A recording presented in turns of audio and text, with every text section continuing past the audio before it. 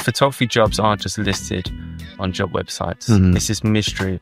Like, you could be the best photographer in the world and you won't get the work. I'm Robin Johnson, and this is Yours for the Making. I'm joined by George Marshall. The best feeling as a father is like following your two kids through the secondary trails on and around. And I remember one day we had this BBC wildlife photographer video come in. He gave me some good pointers, and he basically said, you don't push the button until it's perfect.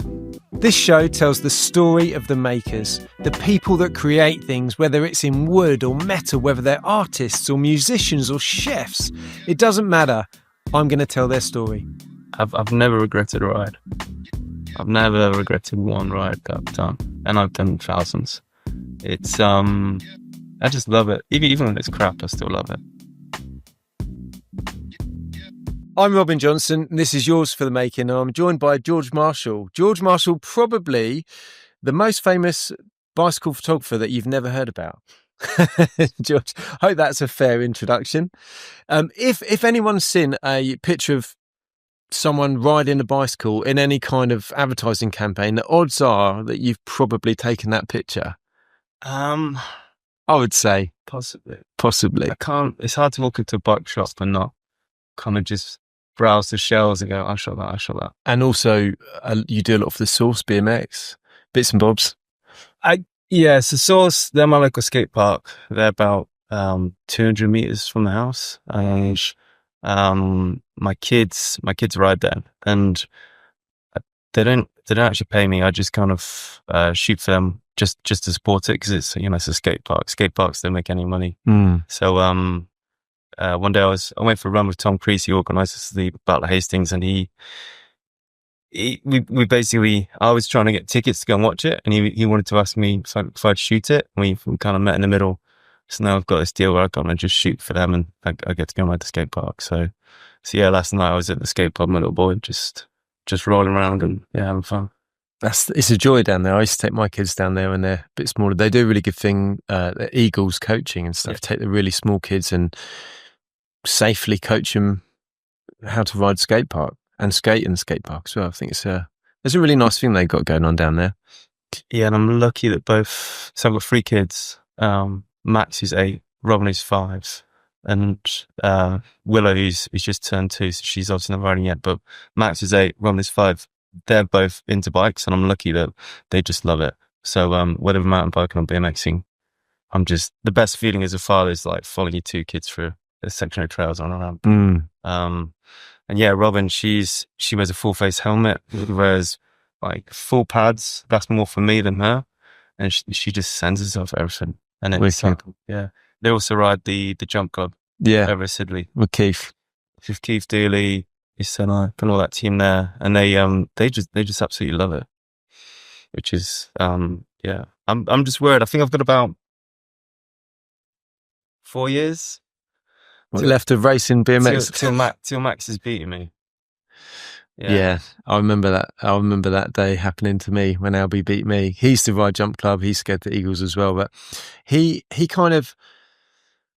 fell out of love with it when he loves it now. But he fell out of love with going to the BMX coaching at Source and at Eagles at about the same time. When instead of just racing, they were teaching him to jump and saying you've got to take off there and land there. And at that age, he was a bit worried about the jumps and stuff, so he stopped racing at that point, and then he stopped going to the Source because he just didn't like it. It just scared him. But now he's back into it and he's all good. But I remember when we got him a race BMX, I was thinking, there's no chance, you're never going to beat me. And I bought a little BMX to ride around the track with him and stuff. And then I remember one day he beat me, and that was probably the last day I rode my BMX because I didn't want to beat me. Like 5 who are flying around. Yeah. There's a little kid there called Rue who's, I think he's 5, and he just hits everything with 110% commitment. And watching him ride is like, he's jumping jumps I can't jump there. And yeah, it's insane what Keith has achieved with that place. I went there last summer and I was just watching the whole scene, and there was probably like 20 kids warming up on the jump track. And then Keith had like probably another 15 kids on the racetrack. And I just thought, what an achievement that to have built that is. I don't think Keith realizes, what he's achieved there. So yeah. Well, he's a local hero, Keith Dooley. Yeah, He's I mean, he works for the council doing the sports development. So he's across a lot of different sports. But I mean, was he the first pro BMXer in England or something? He's pretty legendary in the scene. Def wasn't the first pro, so he was like Tim March, and I liked him the team before him. But when I was at Source last night, I was having a look at some of the posters. There's a picture of him opening the first Source shop, and it was a young Keith. He still had the same haircut, and probably the same t-shirt, whatever. But I mean, he's a legend now. Second generation Ike. Yeah, he's absolute shredder, both on the track and in the skate park as well. Ike is one of the best bowl riders in the world at the moment. Really? Yeah, in the world. Yeah. Wow. I mean, not in terms of tricks, but in terms of flow and speed, he's one of the ones that everyone's looking at. And he's riding with the fast and loose guys who are they're like a collective of friends who are the best bowl riders in the world. And he's managed to get in with them, and he's just had a bad crash. But hopefully he had a really bad concussion. Hopefully he can get over that, and he's got a trip in Australia in, I think, November. But yeah, he's a serious talent. He's another one of just a string of amazing riders that have come from Hastings, from Stu Dawkins, Dan Lacey to now Ike. So yeah. Well, if you think about the riders that have come from Hastings, there's a big list of guys that have done really well, that have grown up in this town, and Baz, yeah. Who else? We had Boyley before that as well, and Fids. Rest in peace, Fids. Fuck you. But he's he was a really good example, because he was down at Eagles, once or twice a week, coaching the next generation as well. Fids, bless him. Yeah. And there's just a whole host of talent down here, and we get to host as a town. He got told off for teaching the kids language as well. He had all these kids on camera just going, "Fuck you, Fitz." It was 6 years coming back. They had to drop in and learn some. It's a new word. My kids learnt the middle finger from Fizz from going to Eagles when they're about 5 or 6, I think. Yeah. But I mean, it's like there's a long list, isn't there? And I think as places go, as a concentration of really talented BMXers, I don't think there's many places in the world that can say they got as many as us. No, I remember when I came here years ago to buy a house, we came out from the train station, and there was like 10 kids rolling off the train to go to the source. I've traveled, been everywhere. And there's nowhere it's got such a concentrated scene. There's places that got bigger scenes, like more riders, obviously, like London places. But in terms of the size of the town to proportion of the riders, it's definitely one of the biggest. And that is, thanks to the guys of the likes of Ian Morris, Stu, who came down here with 70s, then 4 down. And then obviously the source came in, and it's just grown and grown. And it's just attracted more riders to the area. And even myself, like, I probably wouldn't be living in Hastings if it wasn't BMX. Really? Because I came down here in when I was 18 for the Backyard Jam, and that was my first time. Over in Sidley? No. I was too young. So I was 15 when that was going on. And I remember I was at Chilwell Ramps, and the older riders were like, "We're going to the jam tomorrow in Hastings. Do you want to jump in the back of the van?" There's like 10 guys piled in the back of a transit van. And I remember there was just squashed cakes and stuff on the floor of vehicles. And my dad was like, "Nah, you're not going." And then they came back, and one of them had a massive black eye. And there was a bottle fight on the vert ramp where people were just throwing bottles of piss at each other across the vert ramp. And the Hells Angels, I think they were the security. Stu had enlisted, and it all kicked off. And my dad was like, "Yeah." And I was like, I missed out. But I went to the next one when I was 18. Where was that? Up at Falaise? That was up at the Boilie where Park. the Boilie Park is. Yeah. So I shot BMX professionally from 2007,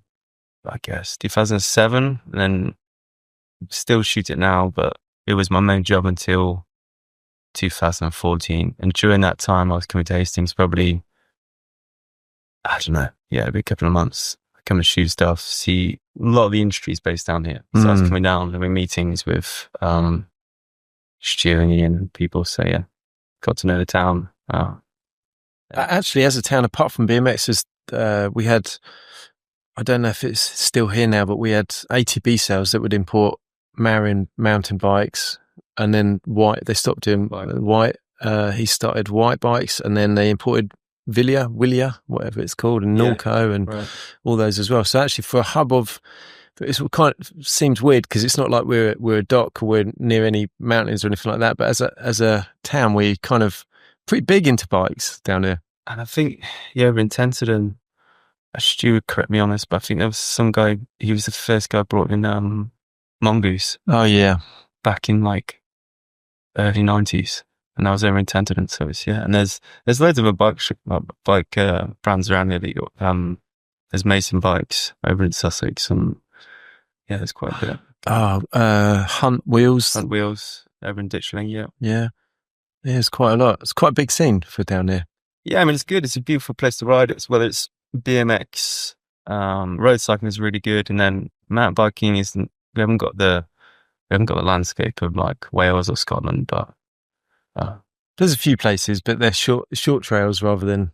Yeah, I mean, I was riding in Scotland last week. It takes a bit of getting used to because you got a 1,500-foot elevation, and then you got 6 minutes of absolute punishment riding down, and I was kind of used to doing top to bottom trails in 1.5 to 2 minutes, but hold your breath, right? Yeah, basically. But I was just my thighs, man. I get to the bottom, in your wrists.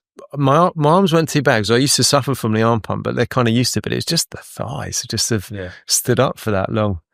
It was pretty intense, but we haven't got trails like you've got in the likes of Wales and Scotland, but we've got enough to tide you over, maybe. So, George, how did you get into photography to begin with?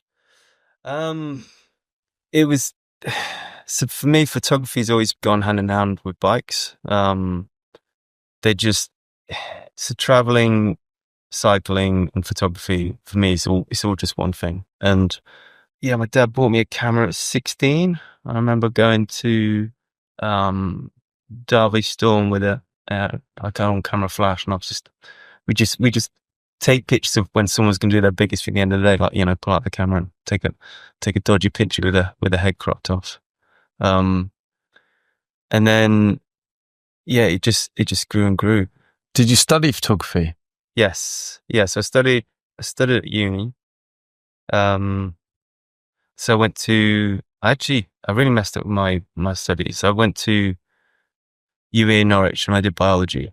I've got a BSc in biological sciences, and I was essential for the BMX photographer. Yeah. And I did years of biochemistry and lab work. I was going to go and get a job at the John Innes Centre, which is like a GM like plant research place. And I went and did that for 6 months, and I remember just looking around and just realized it wasn't for me. And I wasn't very good at it. I was crap. And then I went and studied. I did an exchange program. I went to UCSB, University of California in Santa Barbara. Studied there for a year. And the great thing about the US education system, like in England, you have to decide what you're going to study from the age of when you basically apply for your GCSEs. What's that? 13, 14, yeah. You like go there, history, English, whatever.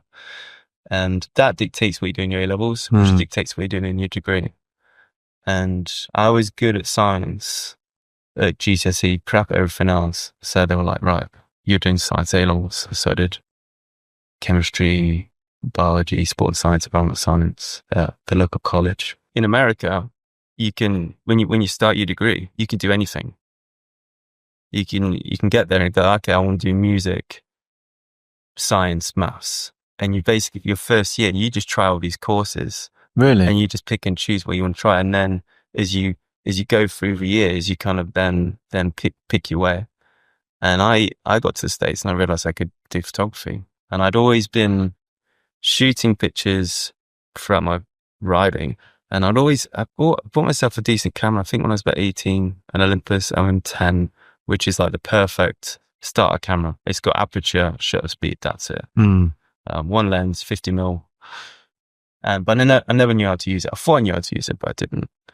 And then so I took on this photography course. And I remember thinking I was good, but obviously I didn't have a clue. And I just loved the course. And I remember the professor came to me one day and just said, what are you doing? What's your plan long term? I was like, I'm going to be a plant molecular biologist. And he's like, really? Are you any good at it? And I was like, nah. Crap. At that time I was working in a lab for my part of my course, and I just couldn't get this simple thing to work. It's like PCR reaction thing. I just didn't have the patience, and I didn't care. And he gave me the confidence. He said, like, you're really good and you should be, because the course I was actually against like third year photography students, and he's like, you've got the natural eye for it. You naturally just see the picture. Sometimes you can't get the image you have in your head onto the film, but I can always see what you're thinking, and you should be a photographer. But at that point, I still had some years left to do my biology back home. So I went back to uni in Norwich, finished my biological degree, and then I found this course in Nottingham, which was biological photography. So like wildlife photography, microscopy. And then, so I did that, and that was a master's at University of Nottingham. And it was like 12 grand out of my own back pocket, which was like a career development loan. So it's a bit of a risk. And I remember asking the course director, like, will I definitely get a job out of this? And he said, yeah, you'd be working for National Geographic, BBC and all this. And I was like, yeah, great. Did the course. And I remember first when getting on the course and realized I did not give a crap about wildlife. I just didn't care. I was like, why am I here? They were like, yeah, go and take a picture of a fox. And I just be walking around Nottingham at night with like a £2,000 L series 300mm lens, trying to find a fucking fox. Can I swear on this? Of course you can. Yeah. And I was just like, I just don't care about this. And I spoke to the course director, and he was showing me pictures of like herons and what everyone else had taken.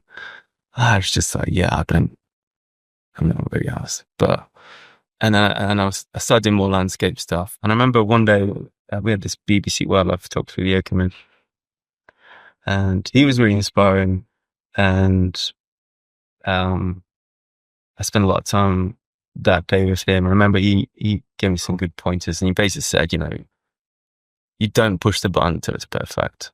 I remember I was shooting something. I was like, yeah, I might take it. And he's like, is it perfect? He's like, look at the scene. Try harder. And you don't push the button until it's bang on.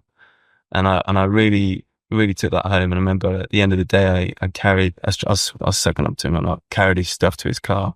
And he had this crap car. He had like, I've forgotten what it was, but it was an absolute piece of junk. And I was like, oh, I thought you'd have, and I commented on it. I was like, what's the deal? What's the deal with your car? And he's like, oh, yeah, it's a piece of junk. And I was like, I thought you'd have an Audi or a Beamer, or, you're BBC wildlife photographer. And he goes, do you know how much money I make? I was like, nah. He's like, no, I don't make anything. Like, there's no money in wildlife photography. And I just remember, like, that puzzled me. I was like, how come? And then he told me, it's like, there's a sea of retired old men with loads of money who travel the world, who go on safaris, and they will just give their pictures for free. And then that really got me thinking about my next step. I'm like, okay. And I remember going on Google, like guided jobs, type in photographer, what comes up? Like, a cruise photographer, 15 grand a year. Or like, just photography jobs aren't just listed on job websites. Mm-hmm. It's this mystery. Like, you could be the best photographer in the world and you won't get the work that come in. It's really difficult to get your foot in the door and get noticed. And you can have a really good portfolio. It just doesn't matter. You have to know people. So, and I had this huge career development loan to pay off. And then I saw a job going at a science magazine doing science illustration. The journal was called Nature, which is like the most prestigious, famous science journal. And it was for an assistant art editor down in London. And I hadn't even finished my master's at this point, and I applied and I got the job. And so I left my course prematurely. And my course director's like, no, you shouldn't do it. Finish your course. I was like, there's no work in this industry. Oh, I'm not saying you lied to me, but you basically oversold that no matter what work I was going to get. And we had another photographer came in, and his advice was, after the course, get a credit card, take on loads of debt, and just work hard in London for peanuts and assist. That's fantastic career advice. Yeah. And then everyone's kind of, I remember that on that day, everyone's kind of like, the jaw dropped. Like, where's the big job we're going to get after this? So yeah, I took the job in London, and I worked in Nature for 4 years doing science illustration. And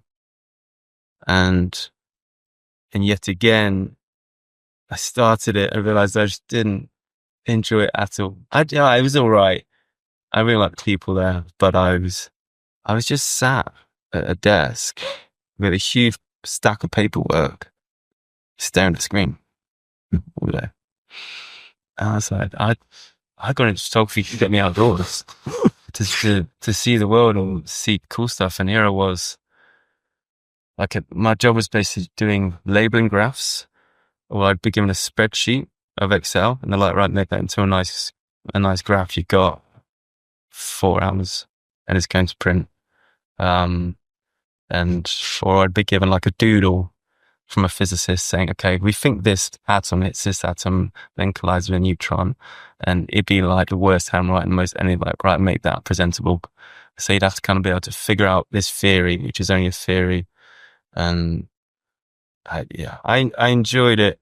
It gave me really good skills, but I basically stopped doing photography for that 4 years, and then I was living in London. Yeah. And then what?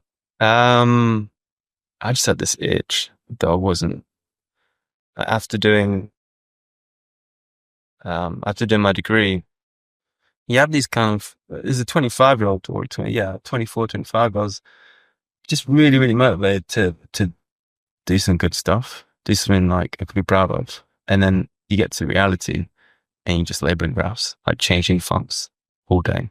And it just wasn't fulfilling. And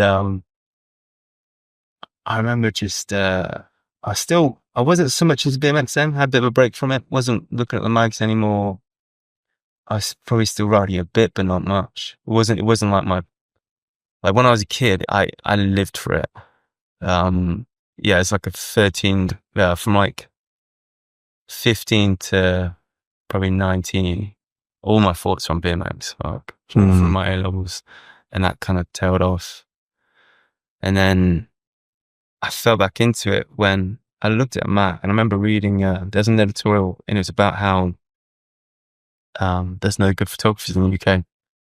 And I think Steve Bancroft wrote it, and it was about how they had 2 choices of a cover. One was this beautiful picture by Rob Delecki that was perfect. And the other one was this ratty, out of focus, blurry UK picture that he'd shot. And they chose the ratty one because it has to be UK. And this is, cover of Ride UK magazine. And I just remember reading it thinking, why? Like, why has America got really good photographers? Why is no one stepping up and doing it? And then I was like, oh, hang on. Like, if I'm not going to do it, I've got a master's in photography. I know a load of the riders. Like, why am I doing this? And then I just decided to give it a really good effort. And I was like, it was kind of, I needed something to just get my teeth into. And so that was it, really. And how did it start from that point forward? Did you just go down the skate park with your camera and just start shooting, or? No, I started doing some research, looking at skate photographers, and I found one skate photographer whose work I just loved, and I thought was the best, a guy called Sam Ashley. And luckily, a friend of mine knew him. Everything he did was shot on, at that point, it was all shot on a Hasselblad, it was all on film. And it was like, his portraiture was really good. It wasn't just pictures, whereas BMX photography back then, it was just fisheye, 45 degrees close in, one flash. It was just that. and there was nothing else really. Ricky Adams was doing really good stuff with Dick. He was definitely the best in the UK scene. And like not to talk crap on the photographers around back then, they were good, but I was kind of a bit smug. I was like, I can do better than this. And I went out and I did get the loan, the guy said, for me to get. And I went out and bought a Hasselblad 500 and no. So I had a Canon digital system and bought these crappy infrared flashes. So back then everyone was shooting off camera flashes and you have to think of a way you're going to trigger them. I bought this crap system and I remember going out to try to shoot some pictures with a friend and the results weren't that good. And I went to the pub afterwards and there was my friend Ali and his friend Sam Ashley, the photographer. And I was kind of showing them the stuff and Sam was like, come here. He's like, let me have a look at this.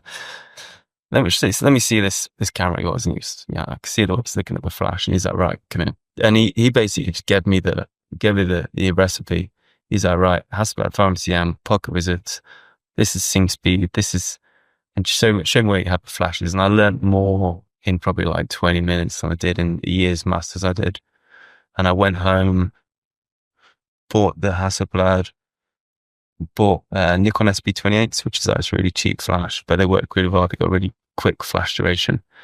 And basically went home and just worked really hard for probably a month. Just like, I remember taking pictures of like an electric toothbrush in my bedroom, just trying to freeze the motion of it. That's like a spoke on a wheel. And there's another friend of mine, Nathan Beddoes. He was at the same point. He was like coming up as well. We were both like sharing information. We just like worked really hard. And then I went and shot some stuff with an old friend of mine, Matt Wakefield, who I didn't grow up with him, but he was in the local scene, been on loads of trips together. And he was like this real enigma of the UK scene. Like everyone loved him. I'd always wanted pictures of him, but couldn't get me. So I was like, right, emailed the editor saying hi, blah, blah, blah. And Mark Noble was like, yeah, go out and shoot some pictures at Wakey. I shot one picture, sent it to him, and he's like, great. Shoot an interview. And Ride UK, I grew up with that map from the age of 13. I remember running downstairs for a week, hoping it'd arrive for the letterbox, and I'd sit on the step. I'd be late for school reading it. And my bedroom walls, it was the wallpaper. So I've sometimes got 2 copies and put them all over the walls. And me and my mates, we just loved that mag and absolutely worshipped it. Because this is before there was any video of BMX. Well, there's like props, but that was like that's how we got all the media from riding. So yeah, we just loved it. So to have a picture in that mag for me it's just the best thing ever. I thought. And then the idea of shooting an interview was like just mind blowing. Then yeah, me and Wakey, we just went and shot this interview that fully changed my life. I remember it coming out and we got the cover. And from your first contribution to a magazine, I think I did like a few jam reports, like a few small things, like in the run up. But we worked on it for 6 months, and he did this massive like wall to wall ride down in Hackney Wick, which is like, it's just legendary what he did there. And we got some cool pictures, and I won a Fuji Distinctions Award for it. It was all shot on Hasselblad, shot on Fuji transparency film. And yeah, we got, at the time he was living in a caravan, and we just spent ages in this caravan, just going out every morning, just shooting stuff. And yeah, we got, I think it's, I don't know, 14-page feature in the cover. And then I got paid probably $1,000 or something. Wow. And then an offer, can you go to Spain next week? Can you go to Israel? Can you go to here, there, Germany? And basically my weekends were spent just shooting for Ride UK up until I paid off that debt. And the moment I paid off the debt, around the same time I got asked by Ride UK to go on Ride to Glory, which is this is probably like a year or so down the line. And Ride to Glory is this kind of like, it's this team, you see, especially for the picture of the mag, where 5 teams would go around the UK and each have a photographer, and he just picked the best photographers. To get that was a huge honor. And I was like, this is, I can't, Going back to the Wakey mag, I remember going to Borders and seeing my map with a cover on it. And I was like, I remember thinking I can die happy. I was like, that's it, done. If nothing else, if everything else we do now is just stacking shelves at Tesco's, I don't care. I'll always have this. So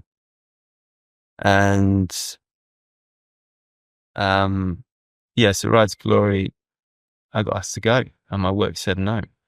By now, I'm editor for a monthly science mag, still at Nature, and I was illustrating it was a better job. I was like illustrating the covers, doing more proper illustration, and I had the whole mag to myself. I did the whole thing, cover to cover, did all the production on it. And they said no. They said, you were in Spain last week, you're in France 2 weeks before, you're in America, like you've run out of holiday time. I was like, I'll take it unpaid. And they're like, no. So I quit. On the spot? Yeah. And it was bang at the point of a financial crash. 2008? Yeah. And my dad was like, what the hell are you doing? And I was told there might be redundancies at companies, like hold out for the redundancies. And this is how much that mag meant to me. That I was willing to kind of put that one on the line. Like the idea of like being on that trip. And so I quit, did Ride to Glory. And I was just shooting for Ride UK professionally for like 2 years. Not on a contract or anything, just kind of sending them stuff. And I'm probably making just enough to live off. I was probably making, I don't know, 1,100 quid a month or something. And living in London. We had to get a cheaper place. That was one of the big things for me and my partner. We looked at how we could cut costs so I could basically get freelance. We spoke to a relative, and she was like, look, I'm sick of my tenants. If you take over the house, I'm for cheap. So suddenly I rent so we're paying about 400 quid a month. Dream. Yeah. And then Richie Goff moved in with us. He's a good BMX friend of mine, and we lived in South London, Stockwell, near the skate park. And from that point on, I was, just a professional BMX photographer, just riding around constantly, trying to find spots, meeting up with riders, always on trips. And then there's just this wave of traveling side, which I still haven't stopped now, really.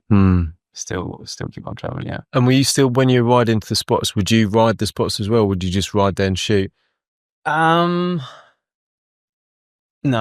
because depends what it was. Like I've never been the best rider. It's definitely how I got into the photography side of it. My mates are always better than me. I was all okay at riding ramps when I was a kid. I still ride now. I was riding last night, and but I definitely wasn't as good as my mates. But I was lucky to grow up with some really good riders. Like I grew up with like Jamie Bestwick, was like our local hero. We'd go down the ramp and he'd be there. When I was 16, I used to bunk off college, get the train to Derby, and I'd go and ride with Jamie Bestwick for the day. I was 16 and he was winning the Gravity Games or the X Games. And I'd be there on my own with him. He'd be teaching me like Smith glides and lip slides, and he'd be getting more like really stoked. It's like a dream come true, really. Actually one of the first BMXs I took was actually of Jamie Bestwick. I remember he said like, just don't blind me with the flash, and then fear just blind me. And flash seemed like a suicide path, and 10 feet above the vert ramp and stuff. How did you get onto? I was asking you about riding other spots, but I know that you're into every discipline of cycling pretty much now. How did that start? Were you into road bikes and mountain bikes at the same sort of time? Has it always been BMX, then kind of later on you got into that? Or I hate it. My dad's a cyclist. He's always been to road cycling, and I just wasn't into it. I just thought it looked daft. I used to go to time trials as a kid because I was made to. I stood down at the side of the road. My dad would do a 10 mile, and he'd come in all sweaty with his dodgy Lycra. I wasn't into it. And then I was purely about BMX. We hated mountain bikers. I remember growing up as a mountain biker. Even here, there's a huge rivalry. Yeah, we kick you out from the trail. Yeah. So like, remember some mountain bikers came down Hemlock Stone. It was like, no, piss off. Just really narrow-minded. Really narrow-minded. And like, I had that. And I still see that now in some riders. That's been a massive change. I've seen BMX is now kind of open to other bikes. And yeah, when I got to, this is moving on, skipping a few chapters, but when I got to about 30, I was kind of getting over BMX a bit as me personally riding. I was still really enjoying the photography. I was running my mag now with the Albion, with some friends, but as a rider, I wasn't pushing myself or enjoying it so much. I needed another challenge. And I was working for a road bike magazine. I borrowed a road bike for the weekend when we did this shoot with this like cross bike, and the guy was like, "Oh, you can ride home if you want, borrow it." And then that weekend we were going to Brighton. And at the time I was pretty unfit. Like when I was a kid, I used to be really fit. I was like an elite runner from the age of like 11 to 14. I was county champion, late 15. I think I came third in the Midland Championship. So I was really good. And I quit that since I got to BMX. So I always had this like endurance base. And then, yeah, here I am at 30, pretty much fit, but being better than me because I used to drink a lot. And I remember I just rode bike and sat there at the house, and we were going to Brighton. And I think the week before, like one of Amy's friends had been like, "Oh, I did London to Brighton yesterday." I was like, well, that's a long way. And then I thought, screw it. If she could do it, I could do it. And so, yeah, without any sense of direction or any idea, no helmet, I think I was wearing a pair of Vans and some cut off denim shorts. I just pinged it down to Brighton at 6 a.m. and loved it. Completely on my own, just hammering it, flat pedals, and I was like, oh, this is what I've been looking for. And I probably got lost and probably ran out of food, and I didn't get flat. I went to Brighton, and then I remember at the end, I was like, I'm going to ride back, and I got stuck because I had no idea what it. And anyway, yeah, it was kind of found something I was into. And like, my sister was a road cyclist as well as a kid. Like, it's something I always shunned against because I was like the BMX of the family, not the road cyclist. And then I didn't have any mates who were into road cycling, and we always kind of laughed at it. And then about a year later, a friend of mine who was the marketing manager for Carhartt. So that at that point, he ran the BMX team for Carhartt, and we did loads of trips. We got loads of free beer. We got loads of free clothes from Carhartt. Every Friday, we used to go to the office. I think he ran a brewery as well. We used to get pissed in the office above Shoreditch, put on some new clothes, and go out and get some out. Like basically every Friday. It was brilliant. And then he's like, "I'm leaving. I'm leaving." I was like, "Oh, you dickhead. Why are you leaving?" He's up going to this new road cycling brand. And actually, I want you to take some pictures for us. I was like, "I'm not doing that. I'm not doing that." And it was, yeah, he's like, "No, come on, have a go." And that was Rapha. Really? That was Rapha in 2010. Who are now probably one of the biggest road cycling apparel companies in the world. Yeah. And there was probably at that point, I had a much smaller warehouse. And that guy was James Fairbank, who took on, he was like head of brand there for, I'm not sure, 8 years. And he pulled me into it. He was like, "Come and shoot some road cycling." And I was like, "Yeah, all right, give it a shot." And yeah, I enjoyed it. And he said, don't look at it. I was like, "Okay, I'll check out some road like photography." He's like, "Don't. I want your kind of portrait style stuff. You do your thing. Don't look at any other stuff." And yeah, that's how that. And then I started shooting for Rapha, and I think I was on like 200 quid a month for them for the first year or so, and I was just doing a series of portraits of people in the street where I just kind of find an interesting cyclist and I shot a portrait. And then he was like, "Oh, can you come and do your first kind of campaign shoot for us?" And that went well. And then the big one was when he was like, "Can you come and shoot the launch for Team Sky?" Was that Bradley Wiggins era? He wasn't there, but yeah, that was when Bradley Wiggins, who won the Tour de France 2012, and this is now 2013. And I remember that was, and after that point, that shoot went well, even though it was really difficult because we didn't have very good access. And then from that point on, yeah, I was just like the photographer for Rapha with Benningham and Emily May. And that kind of established me as a road cycling photographer. And as I got into the photography side, I just got really into the cycling side. And a good friend of mine, Tom Donahue, he'd started making frames, road bike frames in, where was he? Based in Norwich. And I think he gave me some money to start for his startup. I gave him like 500 quid, and he made me a road bike. And then, like a steel frame. Yeah. Philip Roast, steel frame, and he gave me a bike. Then I went to Rapha, and they gave me a full head to toe kit. And then I think a friend of mine who worked at Madison gave me like shoes and a helmet. And then it was kind of, it was like fancy dress. One day I just put it all on. I was like, right, I am a road cyclist. Flipped in for the first time and off went down Richmond Park. And then, yeah, just loved it. Just flew into racing. And then at Rapha I met, Rapha was just this hub of people who just love cycling. They're all cyclists who just absolutely lived and breathed it, what their brand stood for.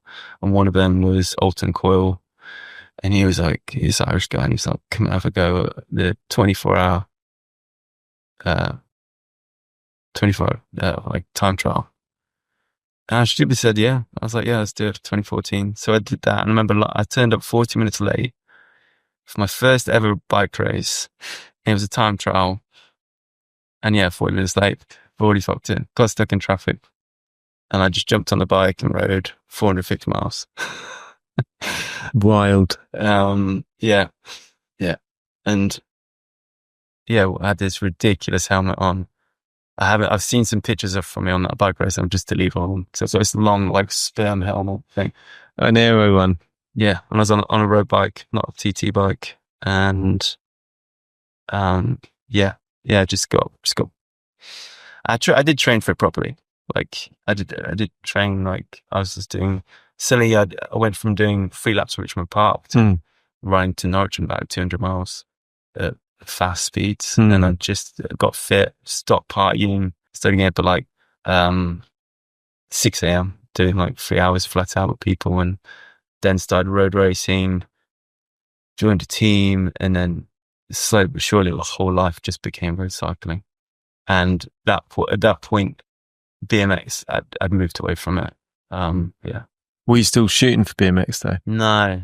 So never taken a step back. So I started BMX magazine with 3 friends back in 2011 called the Albion. And that was this independent, just a beautiful magazine to work. That was where I first saw your work in the Albion, because a friend of mine, Woody, used to work at 70s. We were living together around about that time, and it just came home with it, left it on the coffee table at home, and we were all like, my God, this is amazing. I'd never really ridden, I've been a mountain bike, I'd never ridden BMX. That I think I went out and I got Woody to buy me a BMX from 70s, just so we could all go out and ride, basically because reading the Albion and looking at all the beautiful photography in there. So yeah, you inspired 2 of us. Woody was already riding, but you inspired 2 of us to pick up BMX and go riding. Yeah, the Albion was, I remember being frustrated and ride when we were there, because I just didn't think it represented what I loved about BMX. It looked like a kid's mag. If you saw any newsagents, it might be next to like the Lego magazines. And I was mid-20s. I was just, how old was I then? Very late 20s. And if you're going to show someone what you're into, you wouldn't have shown Ride UK. There was probably some free sweets on the cover, and like these like really bright colors, and it just looked like a kid's mag. And like I remember I read an interview in there, and it was like, right, favorite food, lasagna. Next question. I was like, what's the point? Like, amazing photography. Like not mine, but like Walter Perringer, Rob Delecki stuff was like it's just like really good, like better than any photography team across any sports, you know, Sean, like Hasselblads, and but the end product was just like, I couldn't be proud of it. Like, just, it didn't look good. And then, at the time I was doing a bit of work for Ruler as an art director, and I knew how to put magazines together from my science background.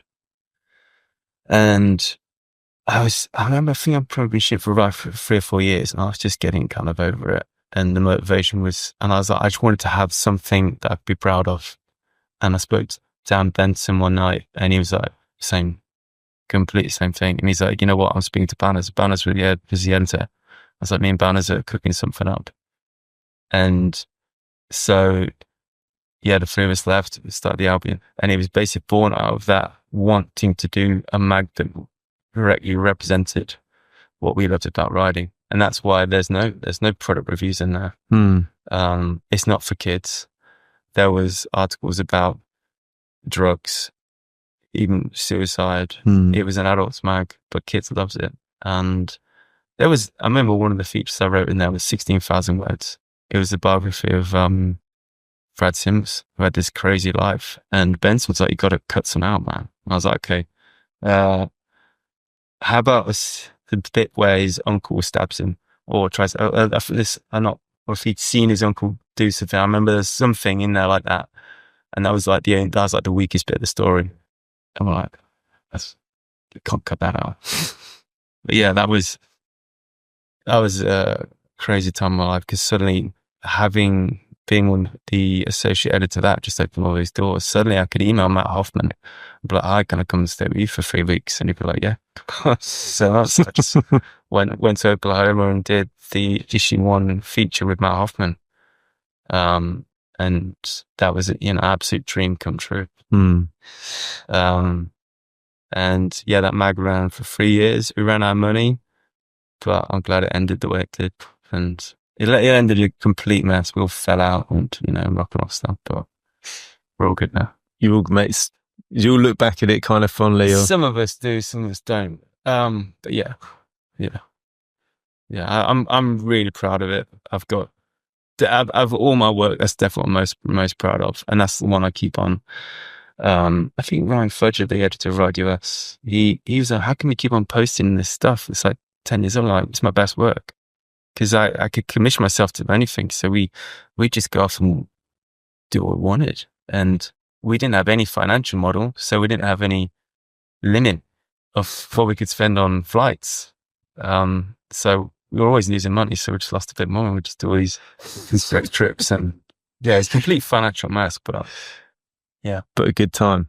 Yeah, and it was a good mag. I was super proud of it. I remember I had an email from this mum saying, look, my kid's 12 years old. He's reading your mag. I've read the content. I'm not happy with it.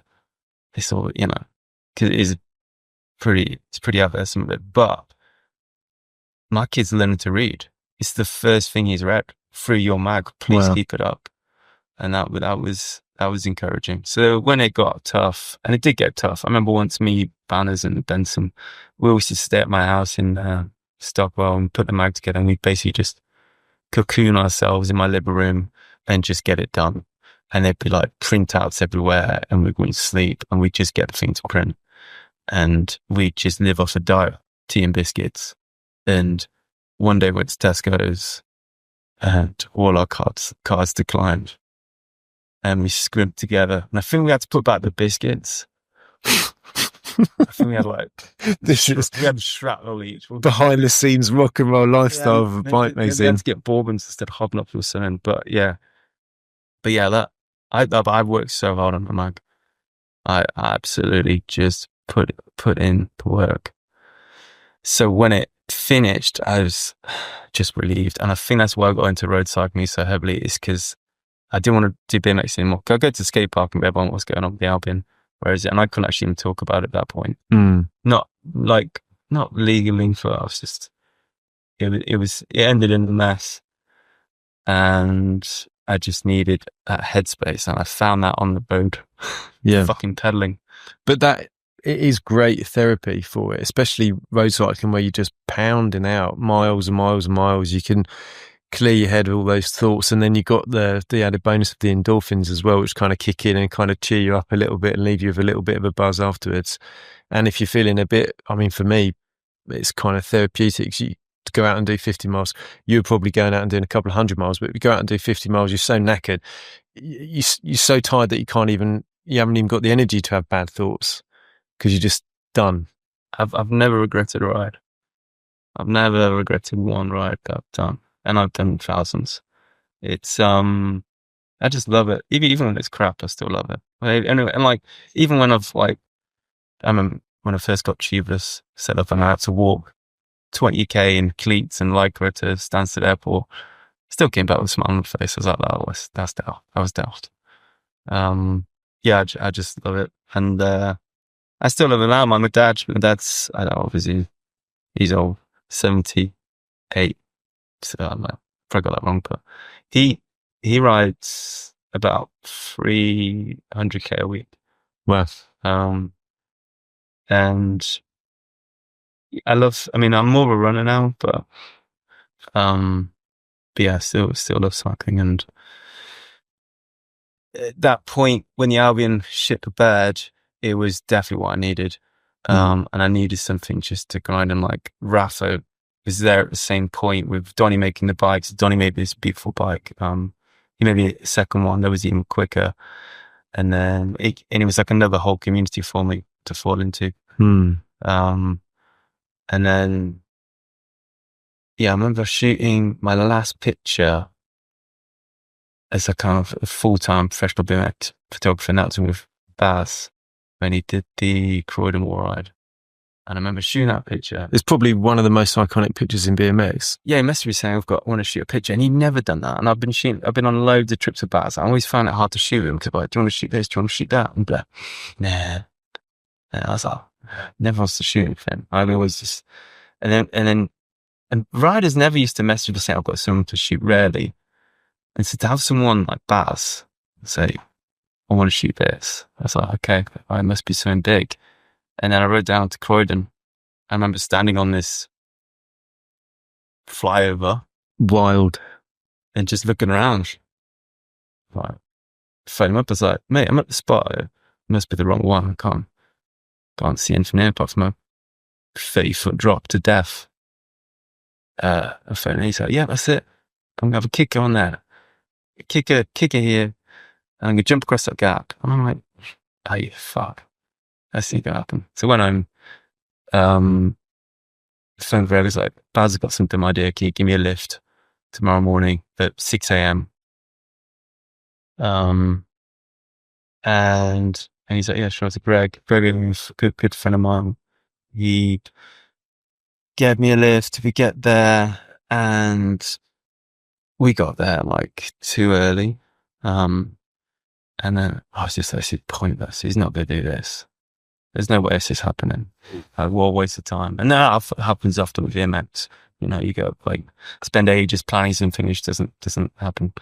And Vaz eventually turned up with like 10 guys in like the little big van with loads of ramps on. And he gets out of the van. He doesn't even look at me, and he just sees, I just saw like fire in his eyes. And he's like, and he walked past me and he just goes, I'm fucking doing it.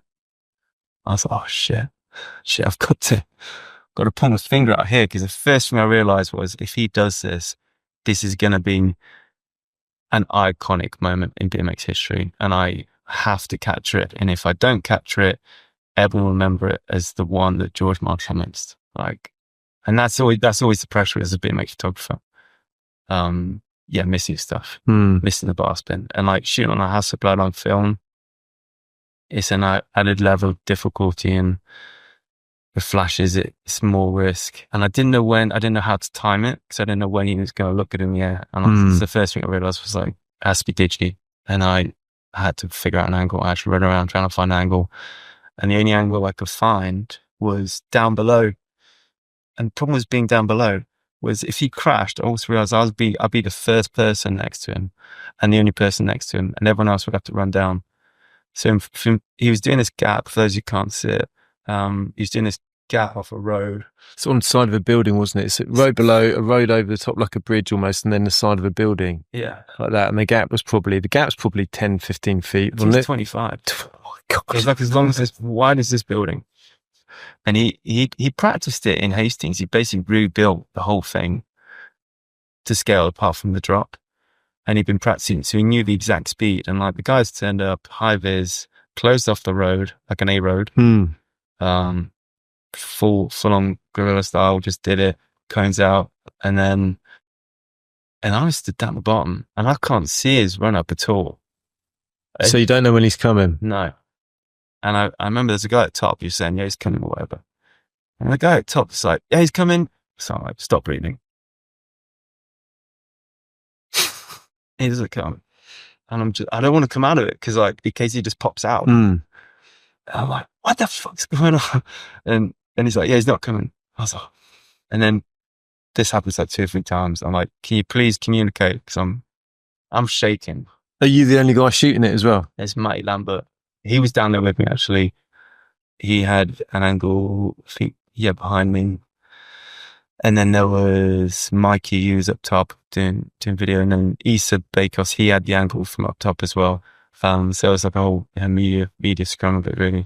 And yeah, then he does it. And the ramp wasn't big enough to take that speed. And if he had landed it, the road is narrow, and afterwards there's like all these concrete bollards and a wire fence. He was never going to ride out and have a sunset happy ending. He was always going to crash it. There's no way he could have pulled that okay. He could have rolled out and crashed into the fence. And then he does it once. Good. And then the second one was he kind of over rotated a bit, and he slides out of it again at such speed, and like, you know, he's a good friend of mine, and I knew that would potentially fatal, that crash. It's the first time I've ever memorized an address if I have to phone an ambulance. I remember looking at the road, I was like, right, if this goes south, I'm going to be prepared. And I memorized the road and got myself prepared for the scene afterwards. Because it was so dangerous. And I don't like being around that. That's kind of mad for BMX photographer to say, because I mean, it's just about pushing the limits, isn't it? I mean, I've been around a lot of crashes, a lot of people doing crazy stuff, but that was just a whole nother level. Because if you'd gone over, that's a head first drop at 30, 40 feet, isn't it? Into concrete. Yeah. You don't survive that. No. It was terrifying. Absolutely terrifying. And I'm the guy who's sat on the floor pushing a button. Like, God knows. And I still don't know what possessed him to do it. I still like, he at that point in his career, he was already like X Games champion and everyone, and he didn't need to prove anything. Maybe to himself, I'm not sure, but yeah. And anyway, I was definitely part of the reason he did do it again. So he did it the second time, and I had the sequence to just shooting a burst, and there was one frame where he over rotates and his back tire comes off the rim, and he's like rimming the wall and rides down. And I showed him that. I was like, Baz, what are you expecting to get from this? You've come down there, you've got to that bit, the speed's too much, the ramp's not big enough to soak up that speed. Like, I definitely encouraged him to walk away from it. One of other people, and he was, so, but I don't think, I couldn't see a way he was going to pull it clean. And there was some stick online afterwards about whether he pulled it or not. Everyone's like, oh, you pull it, but I don't care. The fact that he said that is absolutely insane. And what you've got from it is probably one of the most iconic photos of modern BMX, of that shot where he's kind of rotated it and made the transfer onto the wall, and there's probably a 20-foot drop below him just before the ramp. And it worked out because it was, the composition of it was an R. By that point, the Albion was dead, so it couldn't go there. And then Ride, UK, and that wasn't intended. I did CDR when I was composing it, but I didn't think Ride UK. I always when I started the Albion, we had a massive rivalry with Ride, which is sad to kind of like have that problem with my childhood magazine and to be accused of like destroying the mag and stuff. But the editorship there changed hands a few times, and now my friend there at Seb was the editor, and he was like, could it be on the cover? And I said, yeah, let's go. So that was the last ever. I think Ride have done some printed issues since, but that was the last print cover of Ride UK. So it all came full circle. Yeah. But I remember driving back with Greg in the car from that. I said to Greg, I think that's it, man. I think I'm going to hang out.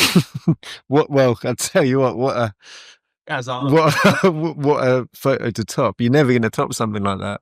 Yeah, I didn't hang up. I've done some more stuff about it since then, and I still do stuff with the source. But that was like my last picture as a professional full-time BMX photographer, and after that we went full road, yeah. And motorbikes as well. We were talking about it a little bit earlier, but you've done some stuff with some motorbike brands and stuff as well, which is been a bit of fun. Yeah, so I've always had fun emails come in. Yeah, I had an email saying, "Do you want to go to South Pole and make a 1-hour feature song?" Didn't believe it at all. Go on a call. Some guy from Royal Enfield bikes, he had Royal Enfield email, and he says, "Yeah, we're gonna be the first ever motorbike to ride to the South Pole, and we want you to come with us and film it." And so, okay, all right, yeah. I mean, I'd always done loads of. So after I got into ultra racing on the bike, and I was doing a lot of photography for Rapha. I was doing from the bike. So I'd go away to went to Argentina, and me and 3 of the world's best ultra racers, we rode for 2 weeks across the Andes Mountains, and I just had a camera back, and I'd just be with them documenting with a 6.7 large format, medium format rangefinder, documenting everything that happened. Which is mad to think that they're 3 professional athletes doing an ultra, and then you're there riding with them with a pack full of camera equipment. At that point, I was riding my bike probably like 20 hours a week or something. Really? So I was fit then. Yeah, I did the 24-hour champs again, and then I did TCR the week later. TCR is a 4,000k bike race from Belgium to Turkey, and I did that in, I think, 12 days, but I was knackered from the 24. Maybe came second my 4 jobs. And that race, you ride 16 hours, sleep on edge, ride 16 hours, 400k a day, probably 5,000 meters climbing. And you just passing through countries. So yeah, I was strong and fit, and I could, keep up.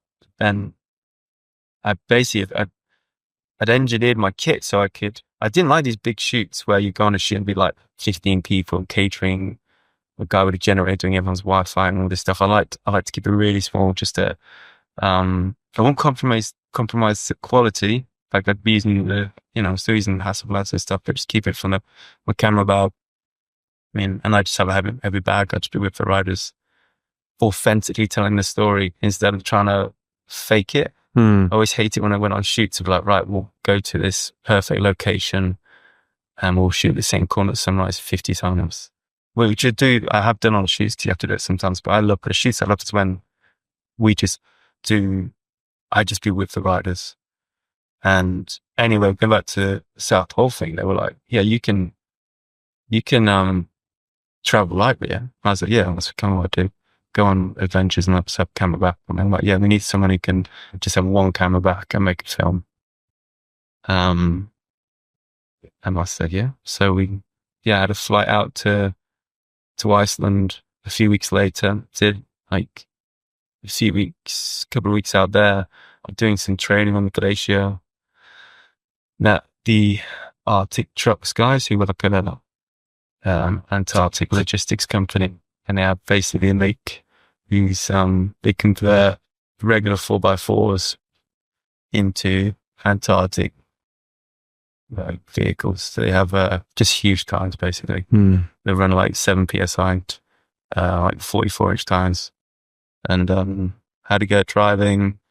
Then had to put up the tents, and then COVID happened, and then we flew up to the South Pole, and we spent 3 months. Was it 3 months? Yeah, I missed my son's 5th birthday, Christmas. Yeah, 3 months in Antarctica, just driving all day, every day. We did 4,000 at an average speed of like 10 an hour. No electricity. Like we didn't. Yeah, it's a completely different experience. Yeah, good experience though, on the whole. Yeah, I loved it. It's Antarctica. It's the only place I've been to where you get a completely different. It's just completely different. Like if you had to catch a flight now to Australia or Mexico, wherever in the world, you'd land, you go to a hotel, there's a sink, there's a bed. Outside there's a coffee shop. It's the same everywhere. Antarctica, it's -50. You shit in a bag and you have to put your tent up at 100-mile-an-hour windstorm. I didn't wash for 10 weeks. So there's 6 of us did this journey across all of Antarctica. We went to one area where the team leader, Yoey, he was like, I think only 15 people have been to that area. And the area we're in was the size of France. So you could get out the van, stand anywhere, and you could guarantee you were the first person that ever stood there, ever, taking that view. But that view it's just a white horizon. There was nothing. It didn't change for weeks. The sun didn't change because it was 24 hours daylight, so the sun just goes around your head. Oh my goodness. So the light was crap the whole time. There wasn't. We landed in Novo, a Russian airbase. We had to get the trip to Prep, and there was mountains. But apart from that, nothing. Like when you look out to sea here at Hastings, and you just see the horizon. That's basically what we had, but just make the floor white. And we were just driving across that, following a GPS. Luckily, I was allowed to drive along the trucks, so I had something to do, like steering around Strathscogies, which are basically like waves of snow. One day I fell asleep for like half an hour in the car driving, and I was just going off, and his name was just on the radio, like George, and the other guys I was with there falling asleep as well. But you're still going. Yeah. Jeez. But there's nothing to hit. Yeah, I suppose. It's kind of the safest place to fall asleep driving, I suppose. Yeah. But yeah, man, just a completely different experience. You have to. I learned a lot there. You have to be really patient. I learned patience, with firstly myself learning things, and I learned to be patient with other people, and just, like I remember one day I was getting frustrated with some ratchet straps, and just to be calm. And I'm still applying that lesson today when I go and drop my kids off at school and there's a car driving towards me on the pavement. Got my kids, I'm like, so I'm just going to stay calm, not lose it. So yeah, it was, but yeah, we were eating, just like rations every day for months, and just driving. Some days we couldn't even see anything. I remember there was one point we got stuck in a storm. We were in the tent for a week. My assistant brought the entire collection of James Bond films, and he sat and watched Casino Royale, the first one, right to the new one, over like a week. And that's what we did. I just slept. But yeah, everything you do there, you have to think about what you're doing. Because it's dangerous. We weren't anywhere near a hospital. We were handling fuel every day, riding motorbikes in the snow, and you have to just be careful, because any mistake there can have massive consequences. So like one guy, he just chucked his, he was unloading his tent. There's a massive windstorm outside, and I shouted out, but didn't hear me because of the wind. and he just threw his air mat, and then this air mat just went ping and just disappeared. And he started running after it, and we grabbed him because like it's almost a wiped out, and like if he can't see us, we can see him. Yeah, he's gone. And we did actually get lost once. We went for a walk to the South Pole, and on the way back, there's just this wild storm hit us. We didn't have a GPS. We had a radio with us, and we had to just navigate from our sense of direction, which in a white desert, essentially. It's like standing in a ping pong ball. You cannot see anything. You can't see your ground. Yeah. Jeez. Can't even imagine it. I don't suppose you can imagine it unless you've been there. Yeah, and it's just, I mean, it's beautiful feeling though, of just the simplicity of your day. I mean, all you have to worry about is melting some water and making sure you've got your gloves set. And not, like, I didn't get an email for 3 months. I didn't have a phone call for 3 months. But didn't have anyone, I didn't have to do the school run for 3 months. Like, life is very simple and, yeah, just calm.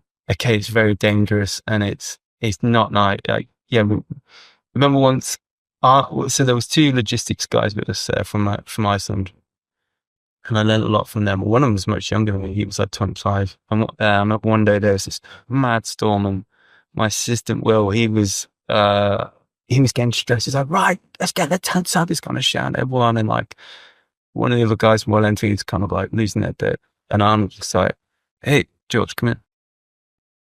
I was like, what? He's like, let's have a bit. Everyone's stressing out. Let's just stand here. We won't die. And it was mad windstorm, like a full blizzard. You know, when you see like Antarctica people weather videos of like, and we just stood there and we had a beer. And he's like, no, we're fine. Right, actually, told the tent. You know, it's like, yeah, you have to step back every now and again, just relax and just stay calm. And I think I've always done that naturally, but that Antarctica tested that ability to the maximum. Yeah. Wow, pretty cool. You've had some adventures for sure. Looking back on all your adventures and all your experiences and everything we talked about and everything that you've kind of experienced along the way, what advice would you give to 18-year-old George? You just have to absolutely love it. Forget money to start with. You have to love it. If you're passionate about earning money, photography isn't the one to start with, because it doesn't make sense really. For the first 10 years of my career, I didn't make much money. Like less than if I was stacking shelves somewhere. Probably even less than that. Or even a loss. I think my first tax return for the first few years was like 3 or 4 grand. Yeah, it's almost defies common sense. So why would you go and do this job? Like my first paid BMX shoot was for Shadow Conspiracy. We hired a car, we drove to Scotland, I took a picture of Nicky Croft, and I got paid a t-shirt, and I asked for £200. They said, we'll give you $100, £60. So I got £60 in a t-shirt. I think so I made a loss of like 150 quid or whatever. And I think anyone with any common sense would have been like, this isn't working. I need to find a new job. But I rode that for 5-6 years. And the Albion, we were making a massive loss. And I worked on that mag for probably like, I worked really hard on that mag, and we always never made anything with it. I think there's 1 year where I think we paid each other like 600 quid a month or something. But yeah, you have to be driven and love what you're doing, and if you can do photography, pick a niche that will probably pick you. It's not like, oh, I think there's a gap here in ballet photography or no one's doing this. Like you've got to love that niche to get into it. So you're talking about your son being into wildlife. It doesn't matter. There's what I said about the wildlife photography. If he wants to make a living out of shooting foxes or whatever he chooses, he should just pursue it. And it might change. Like when I started shooting shooting cycling, there's no such thing as a professional cycling photographer. There wasn't the industry around it. Now that suddenly there's loads of photographers doing it. so it can just change. So yeah, love what you're doing, and hopefully it will fall into place. Yeah, my focus now is being a parent. That gets my full attention, more so than my career. But yeah, just prepared to work hard, and I always have done. It's something I've found, like, I'm happy working.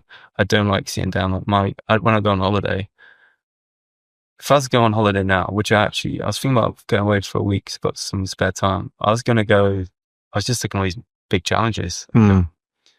There's a ride from like Nice to Turin across the mountains, across the Alps. I was going to solo it, camping rough on my mountain bike on my own. That's what I want to do.